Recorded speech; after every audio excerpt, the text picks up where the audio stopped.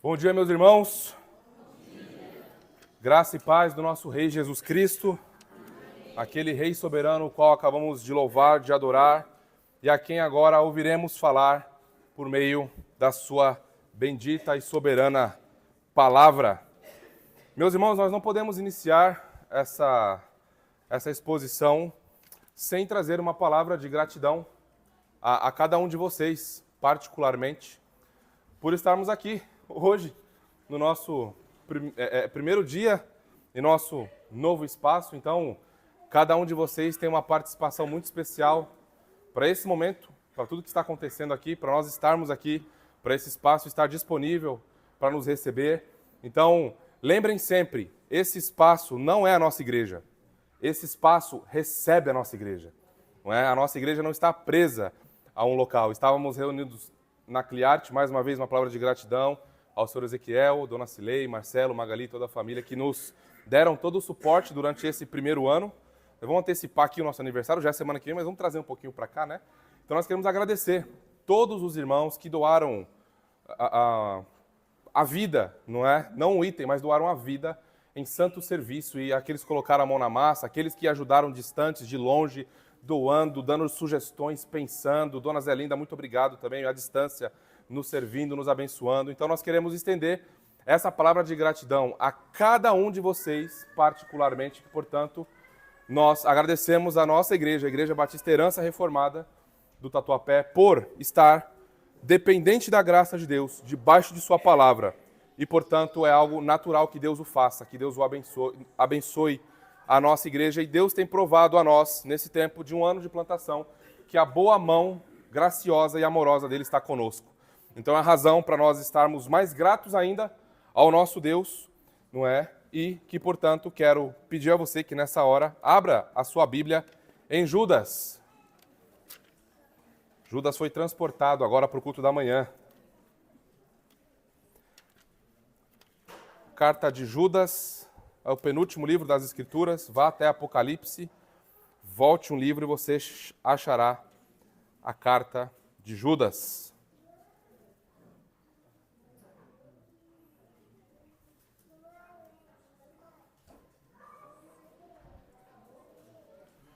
Meus queridos irmãos, como vocês sabem, nós estamos em uma série, não é? Estávamos em uma série no culto da noite, expondo a carta de Judas. Nós estamos praticamente há 4 meses em um capítulo em Judas. Hoje é a nossa 12ª exposição nessa carta e última. Hoje nós vamos finalizar a exposição da carta em Judas, lembrando que agora nós estamos em uma minissérie, né, que nós iniciamos na semana passada, sobre o ser de Deus em Judas. Nós estamos, portanto, trabalhando algumas perfeições divinas em Judas que nós, nas pregações expositivas, não tivemos tempo para tratar. Então, lembrem que esse tipo de exposição, de pregação, é uma pregação temático-sistemática, expositiva, vamos colocar assim. É um sermão, portanto, temático, mas nós não vamos fazer como fazem por aí, nós explicamos, né? Como muitas pessoas ainda não estiveram conosco e não viram a pregação da semana passada, para não estranhar o tipo, a natureza dessa pregação. Nós continuaremos em Judas, mas nós olharemos agora com mais liberdade, obviamente respeitando o contexto literário e teológico da Escritura, sem manipular o texto, mas nós queremos olhar, portanto, para o ser de Deus, para as perfeições divinas, a partir de Judas. Isso é importante para nós, meus irmãos, pela seguinte razão. Só um momentinho, meus irmãos. Você vai com o tio. Aqui, ó. Isso é importante para nós, porque nós temos visto na EBD a necessidade que nós temos de saber quem Deus é. Porque nós temos visto que teologia pisa o chão. Doutrina pisa na sua casa.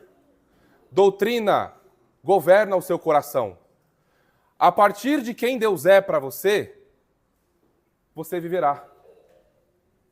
Então nós temos visto a necessidade que nós temos de sabermos quem Deus é. Sabendo quem Deus é, portanto, há uma resposta que é exigida de nós. Nós vimos, por exemplo, na semana passada, que Deus ele é santo, vimos as implicações disso para a nossa vida prática. Nós vimos o que os falsos mestres estavam fazendo e como eles estavam revelando um Deus falso em que eles criam. Porque eles rejeitavam a santidade de Deus de maneira teórica e de maneira prática. Lembram? Eles entregavam as suas vidas ao quê? Imoralidade. Portanto, Deus para eles era alguém que tolerava toda e qualquer sorte de pecado. Mas nós vemos na Escritura que ele é santo. E que, portanto, a partir do ser de Deus, aqueles que professam o seu nome têm um padrão ético e moral elevadíssimo. Nós vimos que ele é soberano e Senhor. E que, portanto, ele é o rei da igreja. E que, portanto, cabe a nós absoluta submissão. Não é, tá bom, Deus é soberano, não é os arminianos e etc., o livre-arbítrio, Deus é soberano. Mas e a sua vida prática? E o seu coração? E você em casa? Portanto, nós vimos que a soberania de Deus também deve, portanto, causar uma reação em nós de plena submissão a Ele. Hoje, nós vamos trabalhar 2 atributos, e esses 2 atributos vão nos convocar a uma ação. Então, o título da exposição de hoje é O Ser de Deus em Judas, Graça, Justiça e Pessoalidade. O Ser de Deus em Judas, parte 2, podemos colocar assim, né? Semana passada foi parte 1, hoje parte 2, Graça, Justiça e Pessoalidade. Nós vamos considerar os versos 1, 14, 15 e 20. Então, agora nós faremos a leitura desses versos. Vamos considerar o versículo 4. Pois certos indivíduos se introduziram com dissimulação, os quais, desde muito, foram antecipadamente pronunciados para esta condenação. Homens ímpios, que transformam em libertinagem a graça do nosso Deus e negam o nosso único soberano e Senhor Jesus Cristo. Verso 14. Quanto a estes, foi que também profetizou Enoque, o 7º depois de Adão, dizendo: Eis que veio o Senhor entre as suas santas miríades, para exercer juízo contra todos e para fazer convictos todos os ímpios acerca de todas as obras ímpias que impiamente praticaram e acerca de todas as palavras insolentes que ímpios pecadores proferiram contra ele. E o versículo 20. Vós, porém, amados, edificando-vos na vossa santíssima fé, orando no Espírito Santo. Até aqui, meus irmãos, vamos ao nosso Rei, mais uma vez, em oração. Pai Santo, justo, gracioso, soberano, rogamos a Ti, Senhor, mais uma vez nessa hora, a assistência do Teu Espírito, a doce iluminação da Tua graça celestial, para que nessa hora, ó Deus, nós recebamos a Tua palavra com alegria. Senhor, que o Teu Filho Jesus, nessa hora, revele-se a nós como mais gracioso, mais amoroso, mais desejável, mais majestoso. Ó Deus, faça-o precioso aos nossos olhos. Senhor, não alimente apenas o nosso intelecto com iluminação, mas, Senhor, traga um fogo santo e celestial e queime o nosso coração e a nossa alma com conhecimento do Senhor. Ó Trino Deus, Deus verdadeiro, rogamos a Ti nessa hora que abençoe a exposição da Tua palavra, que abençoe o Teu povo na recepção da Tua palavra, ó Deus, e que, Senhor, pecadores obstinados nessa manhã conheçam a Tua graça, a Tua justiça, e amem o Senhor e se entreguem totalmente ao Senhor. Nós oramos assim gratos, certos de que o Senhor responderá a nossa oração e nos conduzirá em sabedoria para a glória do Teu Filho Jesus. Amém e amém. Meus irmãos, a batalha pela fé, como nós temos visto em Judas, ela está nessa série de exposições, nessa série de sermões, chegando ao fim. Mas essa batalha, ela não se dá justamente pela batalha. Essa batalha só faz sentido se nós soubermos quem Deus é. Ontem, eu e o Vitão, nós ouvimos repetidamente a frase, de um muçulmano dizendo: basta crer em Deus, basta crer em Deus, basta crer em Deus e está tudo certo. Óbvio que não. Claro que não. Se eu for nessa construção aqui conversar com qualquer trabalhador ali, ele vai me dizer que ele crê em Deus. Se nós sairmos na rua, e em breve nós começaremos evangelismos aqui no metrô, se nós formos conversar com as pessoas e perguntar se ela crê em Deus, ela vai dizer que crê em Deus. A questão não é se crê em Deus. A questão é se é o Deus verdadeiro ou não. Porque se é o Deus verdadeiro, as coisas mudam. Se é o Deus verdadeiro que se revela e que vem a nós em sua palavra, não é de qualquer forma que nós o adoramos. Não é de qualquer forma que nós o servimos. Não é de qualquer forma que nós vivemos. Porque nós estamos falando do Rei das Nações. Aquele que nós acabamos de cantar. Portanto, esse não é um assunto secundário. Esse é um assunto de destino eterno. Creia no Deus falso e você receberá um evangelho falso, uma santificação falsa, uma segurança falsa e um paraíso falso. Em outras palavras, o inferno está pronto para te devorar. Vejam que isso não é brincadeira. Esse é um assunto primário, teologia própria, como nós dizemos. Teologia acerca do ser e da pessoa de Deus e das suas obras. Então, por isso que se faz necessário, meus irmãos, porque sem conhecermos a Deus como Ele se revelou em sua palavra, não é possível amá-lo. Guarde isso. Não é possível amá-lo. Não é possível adorá-lo. Não é possível servi-lo. Sem o conhecimento verdadeiro de Deus, nós não desejaremos mais. Nós não desejaremos mais. Porque o ídolo que nós erigimos, nós já alcançamos todo o conhecimento dele. Então não se faz mais necessário que eu me dedique a ele, que eu o conheça mais, para que eu reforme a minha vida. Essa é uma evidência clara de que o Deus que adoramos é um ídolo, é um Deus falso. Nós não temos mais desejo por ele. Nós achamos que chegamos num nível em que nós não precisamos mais conhecê-lo. Esse é um ídolo que precisa ser destruído, precisa ser quebrado com o evangelho da graça de Deus, com as Escrituras. Então, fique isso gravado em sua mente. Deus não é conforme a nossa imagem e semelhança. Nós não temos o direito, à luz das Escrituras, de dizer que Deus é assim, é assado, quando nas Escrituras ele se revela de outra forma. Então notem como isso, a base da vida da nossa igreja está aqui. Se esse pilar for derrubado, se nós adoramos um Deus falso, tudo isso aqui é vão. Todo o esforço, esse púlpito maravilhoso, tudo isso é vão. É vão. Nós estamos perdendo o nosso tempo aqui. Aí justifica realmente. Aí fica pesado realmente 2 cultos, 2 santas convocações para nossas famílias. Porque é um Deus falso. É um Deus que eu não preciso me dedicar a Ele. Que eu não preciso guardar o seu dia. O dia da ressurreição. O dia da nova criação. Então tudo passa a ser secundário. Tudo passa a ser pesado. Por isso que se faz necessário sabermos e respondermos a seguinte pergunta: quem Deus é? E aí vem a nossa afirmação teológica de hoje. Deus deve ser conhecido para que seja adorado, pois Ele é gracioso, Ele é justo e Ele é pessoal. E é isso que nós, portanto, aprofundaremos nesse momento do nosso sermão. Primeiro ponto do nosso sermão, portanto, é que Ele é gracioso, versículo 4 que lemos.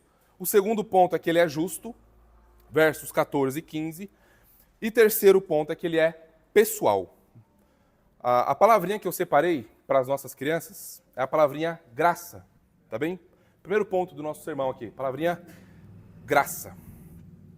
Então vamos para o primeiro ponto do nosso sermão, que Deus ele é gracioso e que, portanto, Ele deve ser adorado, obedecido, e nós devemos reverenciá-lo em nível máximo, ok? O Deus verdadeiro não aceita metade da sua vida. O Deus verdadeiro não aceita metade do nosso esforço. Ele exige a nossa vida por inteiro. E é isso que nós vamos ver agora. Veja lá. Lembrando do nosso contexto ainda, nós estamos na carta de Judas, não é? E os falsos mestres, portanto, estavam corrompendo aquilo que era o mais importante, que é digamos, à luz do evangelho da graça de Deus, que é quem Deus é, como Deus faz, o que Deus faz e como ele salva pecadores. Lembrem que as milhares e milhares de religiões que existem no mundo têm um refrão em comum. Por mais que as melodias de suas canções mudem, aqui eu estou olhando para os ensinos, para as doutrinas, para as exigências, para os sacrifícios, por mais que o tom da melodia às vezes mude, por mais que às vezes o instrumento mude, há um refrão que une todas essas heresias e falsas religiões. Obras. Para você ser aceito por Deus, você precisa fazer coisas. Quando você escorrega, Deus está irado com você como Zeus, prestes a jogar um raio em você. Mas aí você pega metade das suas finanças, metade da sua economia, ou toda a sua economia, os seus 50 mil que você tinha guardado, e você doa para uma instituição de caridade. Porque aí você faz o quê? Abafa a sua consciência. Não, agora eu estou bem com Deus. Esse é o grande coro das falsas religiões. E pasmem, tem muitas pessoas que pensam que são cristãos, que ensinam isso, que creem nisso, que pensam que por suas boas obras elas estão conquistando o céu. Heresia! É mais fácil, como disse George Whitefield, subir aos céus em uma corda de areia do que um pecador ser salvo por suas próprias obras. Então, notem que esse é um ponto que falsos mestres também ofuscarão por meio de suas vidas práticas e por meio do seu ensino. Então nós lemos lá no verso 4. Pois certos indivíduos se introduziram com dissimulação, os quais, desde muito, foram antecipadamente pronunciados para esta condenação. Homens ímpios que transformam em libertinagem a graça de nosso Deus e negam o nosso único soberano e Senhor, Jesus Cristo. Aqui, nós precisamos lembrar que tudo que ocorre em nossa vida é graça de Deus. Não é só a salvação eterna da nossa alma e a certeza de que nós ressuscitaremos por meio da obra de Jesus Cristo. Deus ser gracioso extrapola a doutrina da salvação. Deus ser gracioso revela mais do ser de Deus, por exemplo, na criação. Na eternidade, Deus se mostrando gracioso. Vejam o Salmo 103:10, o que ele vai nos dizer. Uma excelente definição da graça do nosso Deus. Olha, não nos trata segundo os nossos pecados, nem nos retribui consoante as nossas iniquidades. Portanto, tudo que vemos, a luz do sol, as formigas, os pernilongos voando aqui, tudo isso é fruto da graça de Deus, do grande amor de Deus por sua criação. É o seu favor divino, o seu amor paciente, bondoso e misericordioso. Mas você pode perguntar, mas se a graça de Deus, então, é algo que alcança toda a criação, os ímpios também são alvo dessa graça? Sim, são. Por nosso escândalo. Por nosso desespero. A graça comum de Deus, ela alcança o mais desgraçado dos pecadores. Vejam, por exemplo, Mateus 5, do 44 ao 45. Jesus dizendo, eu, porém, vos digo, amai os vossos inimigos e orai pelos que vos perseguem, para que vos torneis filhos do vosso Pai celeste. Porque ele faz nascer o seu sol sobre maus e bons, e vir chuva sobre justos e injustos. De maneira prática, significa que o café que nós tomamos e vamos tomar daqui a pouco, ele vem de uma plantação, provavelmente de um ímpio. E Deus deu chuva, deu sol, para que o café florescesse. E ele trabalhasse e nós pudéssemos nos beneficiar disso. Isso é graça de Deus. Isso é favor de Deus. Esse é o amor geral de Deus por sua criação. A pergunta que nós devemos fazer aqui é, por que é que Deus não destrói esses ímpios? Esse é o grande escândalo quando nós olhamos para a graça de Deus. Por que é que ele não destrói esses? Eles não merecem nada. Nós não merecemos nada. Eu não preciso nem olhar para o meu vizinho ateu, eu preciso olhar para o meu coração. Antes de Cristo, era destruição atrás de destruição. Soberba atrás de soberba. Ai de quem ficasse no meu caminho.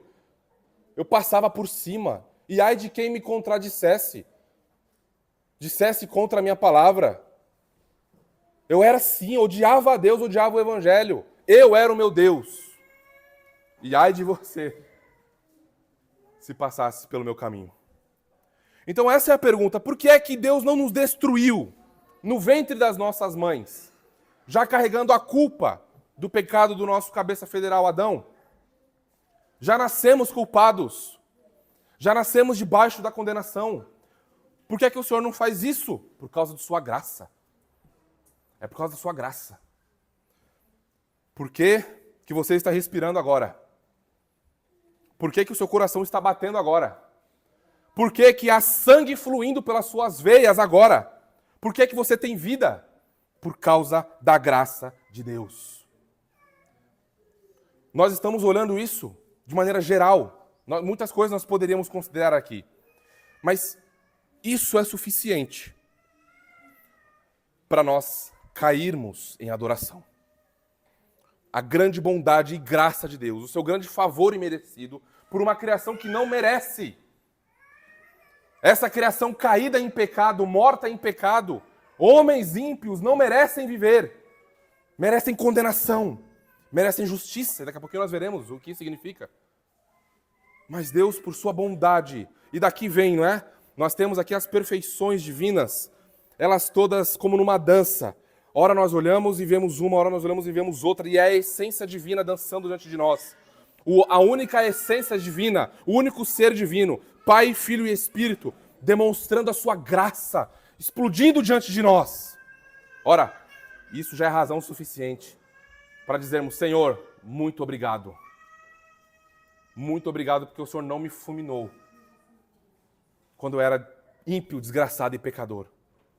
Senhor, muito obrigado porque o Senhor não me aniquilou e eu merecia isso, Senhor.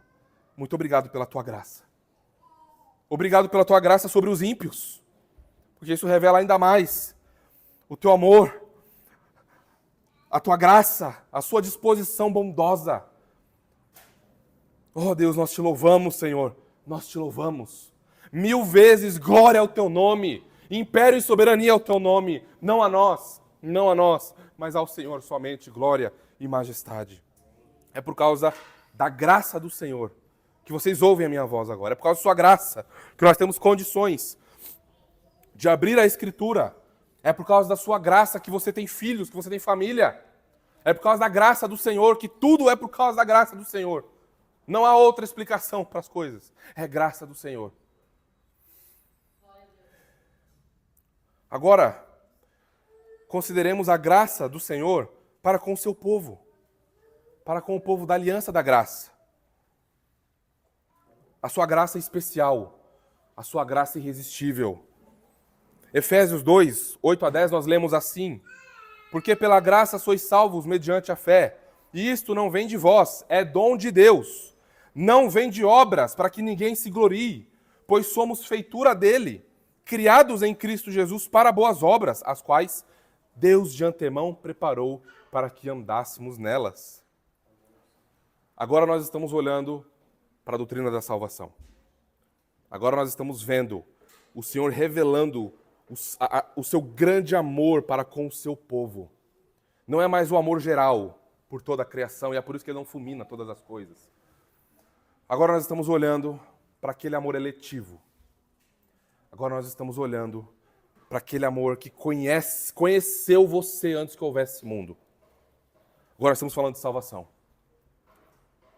Você lembra da sua condição antes da graça de Deus te alcançar? Você lembra?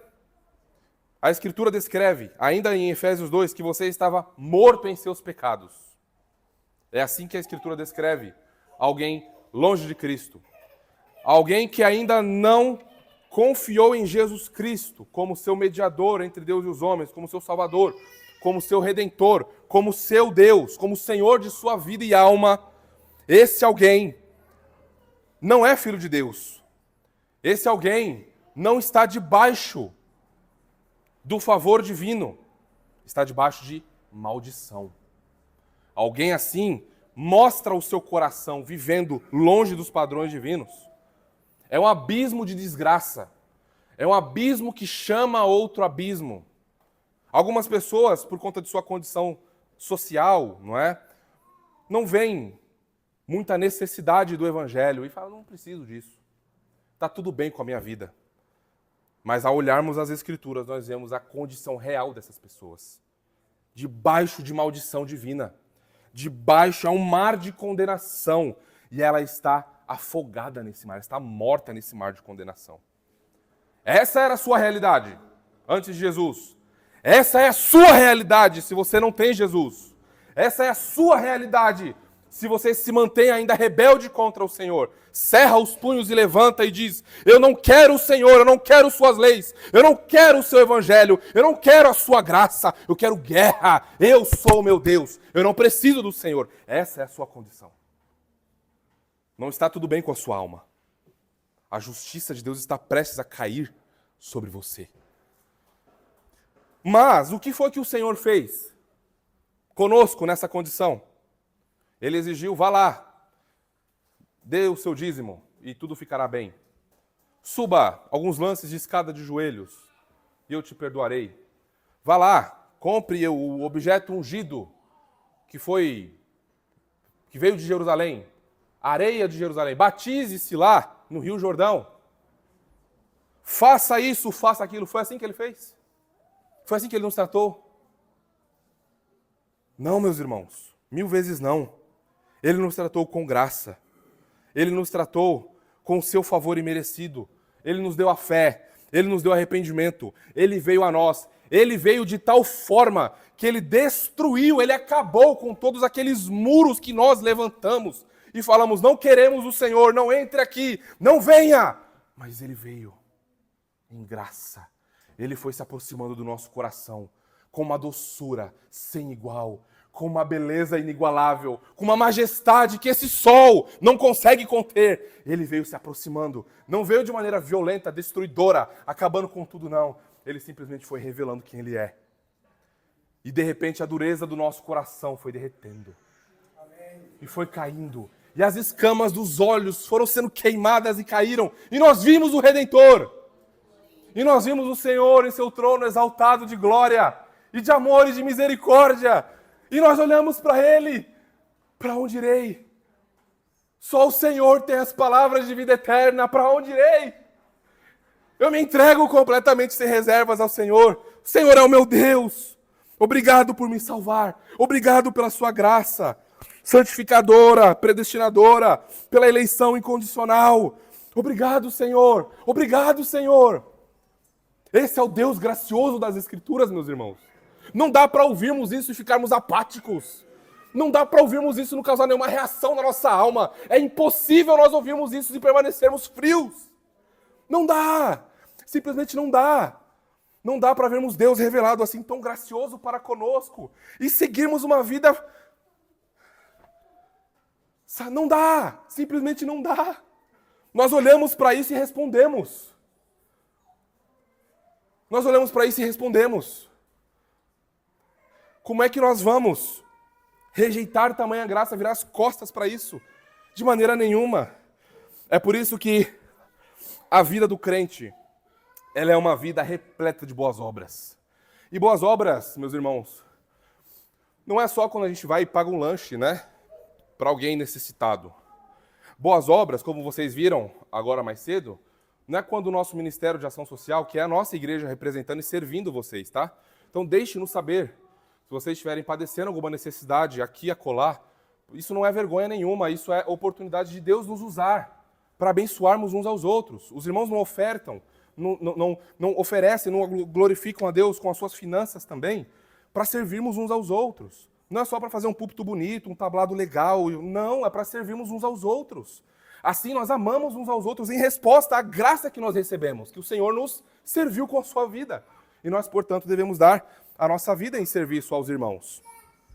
Efésios 2:10 ainda diz assim, pois somos feitura dele, criados em Cristo Jesus para boas obras, as quais Deus de antemão preparou para que andássemos nelas.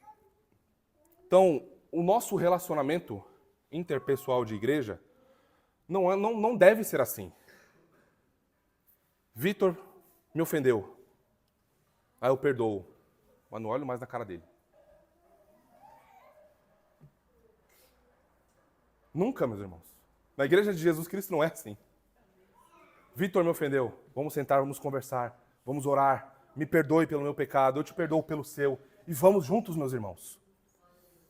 Juntos para que Satanás não encontre ou plante semente de discórdia em nosso meio. Isso é boa obra. Aplicar o evangelho na vida é boa obra. Por isso que quando os nossos filhos, um vai lá e bate no outro, né? As crianças são terríveis, né?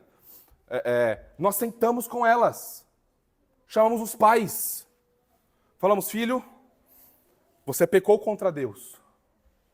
Porque você bateu no irmão, no amiguinho.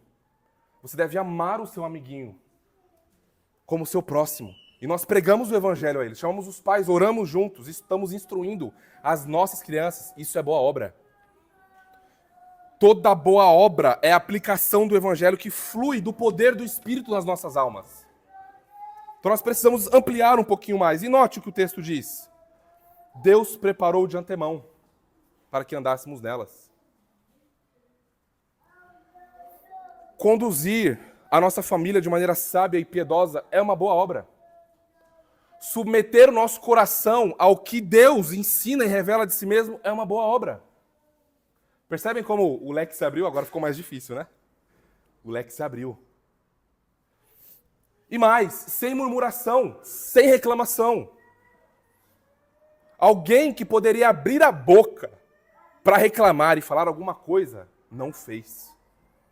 E ele é o exemplo máximo para nós. O Senhor Jesus Cristo. Foi levado como a ovelha muda ao matadouro e não abriu os lábios. Nesse sentido, né, de murmurar e reclamar. Ele foi e se entregou. Esse é o nosso padrão. Elevadíssimo. Altíssimo. Inalcançável sem o poder do Espírito. É aqui onde a nossa sequidão é revelada. Porque lembram que nós falamos insistentemente que nós não santificamos pecados pela força da carne? Nós não santificamos pecados simplesmente mudando os hábitos. Você pode estar de férias em Cancún, não sei se você gosta disso, mas só para ilustrar, tá? Imagina um lugar muito bom que você goste, que você ir lá você fica tranquilo, você está livre do seu chefe, está livre da sua esposa, não deveria pensar assim, né? Mas não deveria pensar assim. Você está lá, nesse lugar, lá é o lugar que você mais ama, está em paz, está tranquilão, tomando um sol, tomando uma aguinha de coco. Você pode estar nesse lugar, sem ninguém, para te atormentar, tirar a tua paciência. Mas o teu coração continua lá. A tua alma continua lá. Na primeira ocasião, o seu pecado vai se manifestar. Que não é as circunstâncias. Não, as circunstâncias externas, elas podem elevar o nosso pecado, mas elas não são a causa do nosso pecado. A causa do nosso pecado é a nossa rebeldia contra o Senhor. E é por isso que aqui nós precisamos autoanalisar a nossa alma. Por que fazemos o que fazemos? Por que deixamos de fazer o que deixamos de fazer? O que é que está acontecendo conosco? Veja, Deus preparou essas boas obras para que andássemos nelas, mas por que é que nós não estamos andando? O que está acontecendo conosco? Na melhor das hipóteses, nós estamos precisando de um chacoalhão. Aquela boa exortada, aquela boa jogada na parede, sabe? Na pior das hipóteses, isso revela um coração que não nasceu de novo. Na pior das hipóteses, isso revela um coração que ainda está duro. Na pior das hipóteses, isso revela um coração que está maquiando uma conversão que não é real, que não existe. E é por isso que nós precisamos da luz da Escritura para revelar o nosso coração, para revelar as nossas obras. Veja, o que mais a graça faz conosco? Ela não só nos salva. Nós poderíamos considerar a graça de Deus e os dons espirituais para o serviço. Deus nos dá tudo por sua graça. Nós poderíamos considerar a graça de Deus na preservação do seu povo.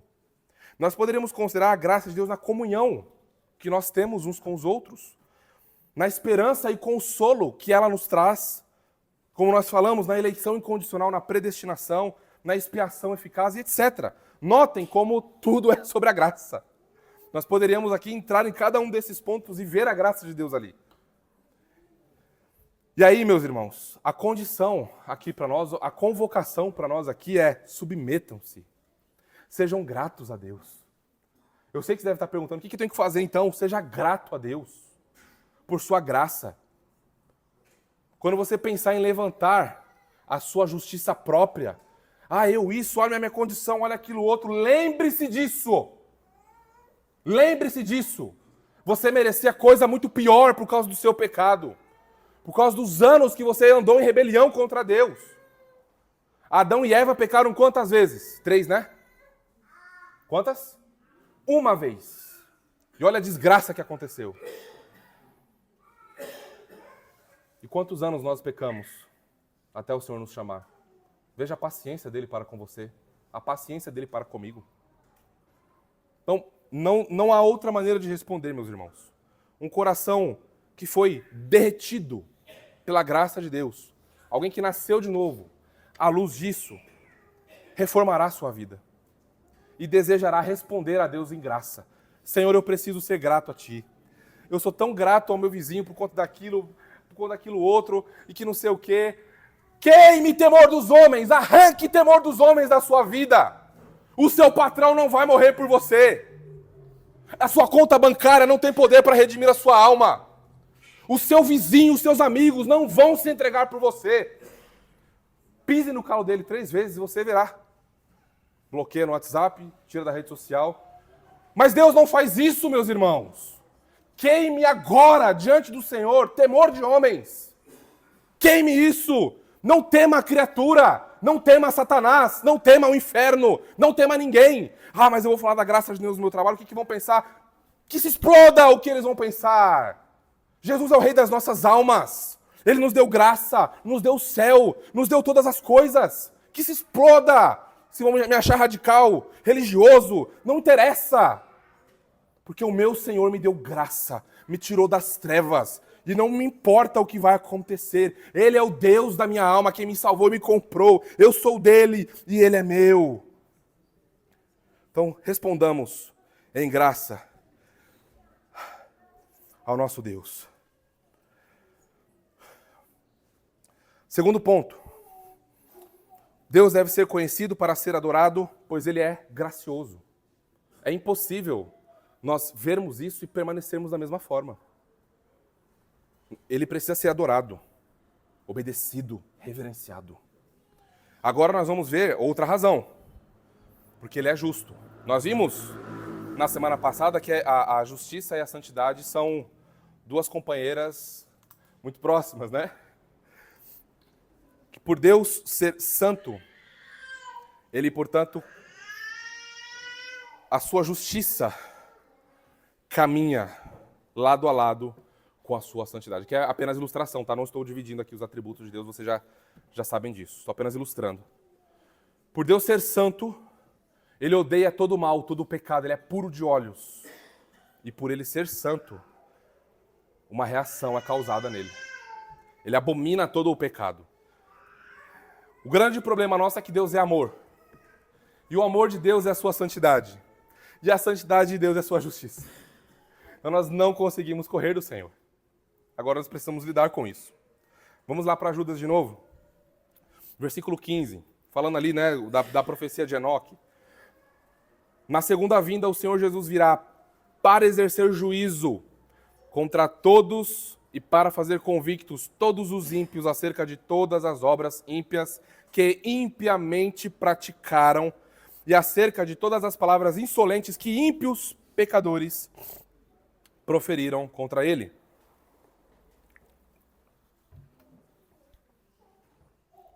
Uma definição excelente de justiça na Escritura.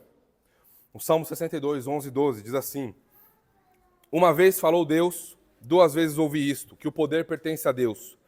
E a ti, Senhor, pertence a graça, pois a cada um retribuis segundo as suas obras. Vejam que o amor de Deus e a graça de Deus não estão em nada em oposição à justiça ou à sua ira divina. A graça pertence ao Senhor, pois ele retribui segundo as obras. Então, note a justiça graciosa do nosso Deus aqui. Lembram de Gênesis 18, 25, quando Abraão está intercedendo, lutando com o Senhor em oração por causa do seu sobrinho Ló, que está lá em Sodoma, e o Senhor vai destruir Sodoma. E lá Abraão está lutando com o Senhor, e lá no versículo 25 do capítulo 18 ele diz assim: longe de ti fazeres tal coisa, matares o justo com o ímpio, como se fosse igual ao ímpio. Longe de ti não fará justiça o juiz de toda a terra. Vejam, a santidade do Senhor faz com que ele reprove todo o pecado. A justiça do Senhor demonstra como é essa reprovação. A justiça divina é a face da sua santidade. Deus é absolutamente santo em nível superlativo, como nós lemos na liturgia. Ele é justíssimo, ele é santíssimo, em tudo em nível superlativo, quer dizer, no nível mais elevado possível. E ele reprova toda a transgressão da sua lei. Isso, meus irmãos, é um grande problema. É um grande problema. Porque toda a humanidade está nessa condição de caída. Todos os homens pecaram contra o Senhor. Por isso que nós lemos na Escritura, por diversas vezes, a justiça sendo enfatizada, falando que o Senhor é fogo consumidor. Ele é esse fogo que consome, ele é justo. Nós vemos na Escritura a justiça de Deus sendo revelada como a sua ira que vem dos céus, é uma ira celestial, uma ira pura. Uma ira que é, na verdade, o seu aspecto negativo da justiça. A ira de Deus não é o ódio humano. Deus não muda, Deus é imutável, lembram? Ele é simples, ele não é composto por partes ou paixões, sentimentos humanos. A sua ira divina, ela é o aspecto negativo da justiça. É onde a santidade vem e aplica a justa condenação ao pecador. Aqui nós estamos falando, portanto, de justiça retributiva. É onde o Senhor, ele de maneira perfeita dá a você o que você merece. Então, se você, espero que você nunca, não, se já fez, não faça, mas Senhor, dá aquilo que eu mereço. Me dá aquilo, me dá de volta, Senhor, restitui aquilo que é meu. Tá bom. É condenação para você, uma eternidade no inferno, é o que você merecia. Por você ser pecador e transgredir a lei de Deus. O supremo legislador. Então era isso que nós merecíamos. Sabe, a gente pode descansar aqui. Porque isso para nós, que nascemos de novo, aqueles que confiam em Jesus Cristo, essa justiça foi satisfeita.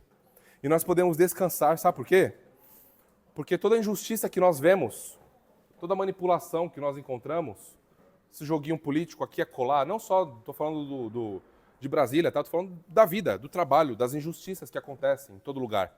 Sempre um querendo tirar vantagem do outro, sempre um, né, batalhando pelo outro, mas ainda que isso não esteja acontecendo sem Jesus Cristo, é rebelião contra Deus, é ódio contra o próximo. Não há para onde correr. Mas nós podemos descansar, porque o Senhor é justo. Ele dará aquilo que cada um merece. Então, aqueles que seguem persistindo em sua vida abominável, sem o Senhor Jesus, sem descansar em Jesus Cristo, receberão aquilo pelo qual eles estão vivendo, aquilo que eles mesmos estão buscando. Toda injustiça receberá o seu devido juízo. O mal será finalizado. Nós podemos descansar nisso. A justiça de Deus não é só um aspecto para evangelizarmos. A justiça de Deus também deve trazer paz e descanso às nossas almas. E eu queria demonstrar a vocês agora como em Jesus Cristo, no Evangelho da graça de Deus, a graça e a justiça se beijam. Como há uma doce e indivisível comunhão perfeita em Jesus Cristo, a sua graça e a justiça de Deus. Veja, por exemplo, Romanos 4, 25, o qual foi entregue por causa das nossas transgressões e ressuscitou por causa da nossa justificação. Aqui nós vemos Jesus Cristo, o justo, o gracioso justificador do seu povo. Ele recebe a ira, a condenação que o pecador merecia, que você merecia, que eu merecia, que nós merecíamos. Então ele recebe sobre si essa justiça. Ele recebe sobre si essa condenação. Ele, o puro, o santo, o ser mais perfeito, mais belo, mais glorioso, morre em um madeiro como sendo o ser mais abominável, como sendo maldito. As pessoas olham para ele e zombam dele.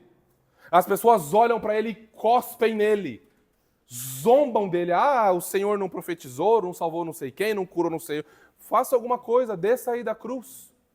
Olha lá, ele está invocando Elias e zombam dele.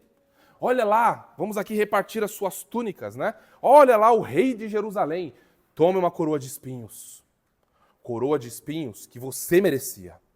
Coroa de espinhos que nós merecíamos. Mas ele toma isso para si.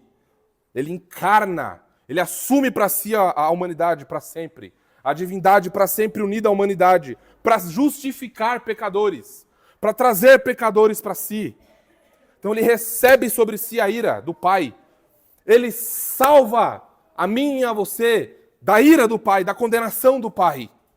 Nós não precisaremos mais ser condenados. Não há mais condenação para aqueles que estão em Cristo Jesus. Lembram disso? Romanos capítulo 8, versículo 1. Não há mais condenação. Mas há um outro aspecto da justiça de Deus.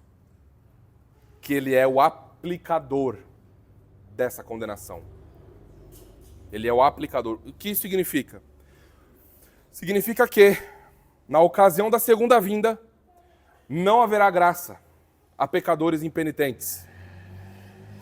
Aqueles que não se arrependeram não verão mais nenhuma fagulha da graça de Deus. Eles verão apenas o juízo do Senhor sobre as suas cabeças. E eles serão condenados eternamente, pois eles merecem. E eles rejeitaram o Senhor soberano, que tem poder para os salvar. Agora, eu quero que nós pensemos como isso deve motivar a nossa pregação. Eu quero que nós vejamos isso, como isso deve fazer com que a evangelização, a plantação de igrejas, o investimento em missões seja algo urgente. Nós precisamos parar e intencionalmente pensar em como alcançar o nosso vizinho com o evangelho.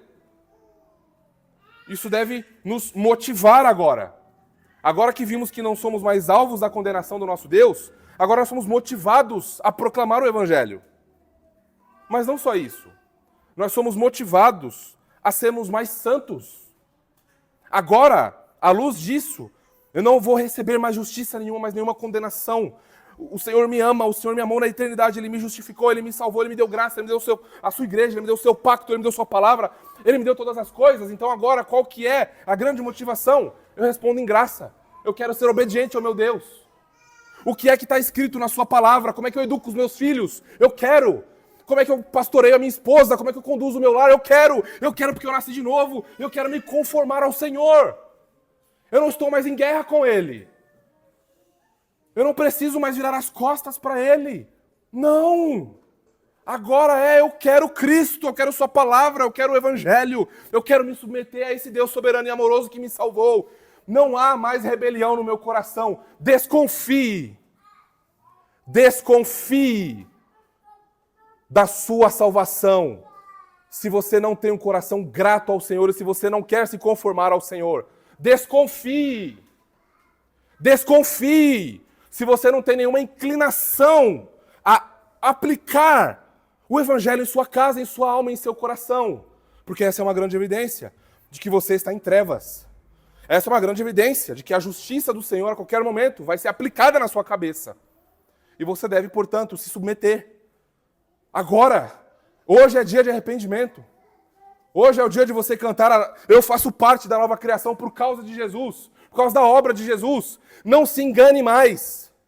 Pare de se auto-enganar. Eu faço parte de uma igreja reformada. Você pode estar caminhando para o inferno. Eu conheço os 5 solas da reforma. Você pode estar caminhando para o inferno.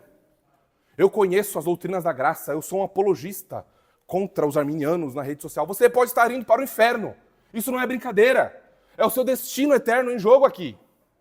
Então, autoanalise-se. Receba essa palavra de autoexame. Receba essa luz do Evangelho e examine a sua alma. Não deixe isso passar. Não pense que não é com você. Não pense que isso é para o vizinho que não está aqui, para o seu amigo, para o seu pai. É para você. É o seu coração. A luz do Evangelho está aqui, iluminando as trevas. E as almas estão se manifestando. E os pecados estão aparecendo. Não tente esconder o seu pecado. Nessa hora eu sei que a sua consciência está tentando abafar, olhando para as coisas boas que você anda fazendo. Olhe-se pelo espelho do Evangelho. Não se engane. Não queira abafar a sua alma e os seus pecados olhando para as coisas que você faz. Olhe para o que Jesus Cristo fez. Olhe para o que Jesus Cristo fez.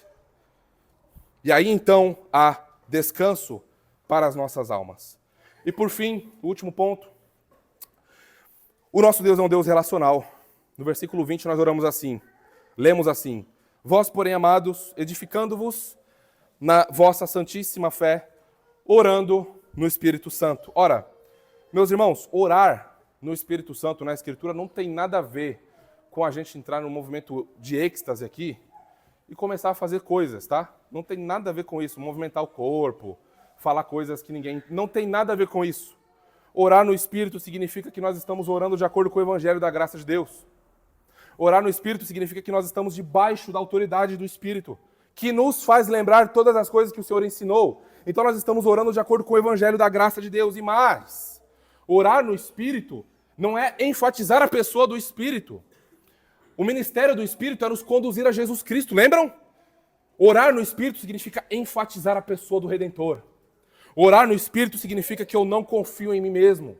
Orar no Espírito significa que eu não entro no trono da graça, eu não estou diante de Deus apelando para as coisas. Senhor, eu quero aquilo. Senhor, eu determino, eu mando. Heresia! Oração de falso mestre é assim, eu determino, eu mando. Deus vai te curar na semana que vem. Isso é heresia.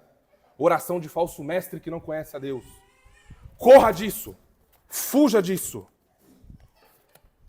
Isso é perigoso, destrói vidas, famílias inteiras e afasta pessoas do Evangelho verdadeiro. Esse Deus soberano nos chama para si, irmãos. Nos chama para si. É agora onde esse conhecimento de Deus, ele se torna mais prático do que nunca. É agora onde nós nos apegamos a Ele. É onde nós nos entregamos a Ele completamente. É onde nós olhamos para tudo isso e não só vamos lá agora debater. Agora eu tenho a resposta para minha mãe. Eu tenho a resposta para o meu tio. Eu tenho a resposta para aquele herege. Não! 1000 vezes não! 1000 vezes não! É sobre você. É o seu coração. É a sua alma. É o seu relacionamento com Deus que te salvou. Percebem? A apologética é muito boa, meus irmãos. Nós devemos defender a verdade, sim. Mas lembram que nós aprendemos como defender a verdade. É de maneira piedosa, justa, sabendo quem é o Deus que nos salvou, o Deus do Evangelho da Graça. Quando foi que você perdeu o deleite em Deus?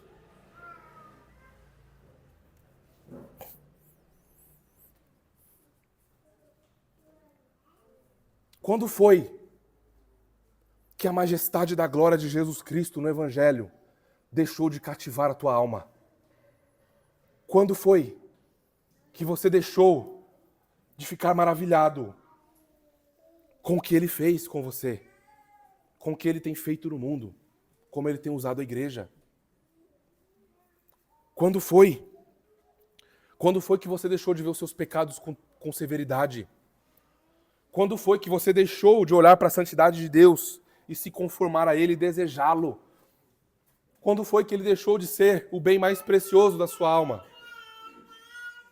Responda essa pergunta, pense nisso. Quando foi? Ou será que isso nunca existiu?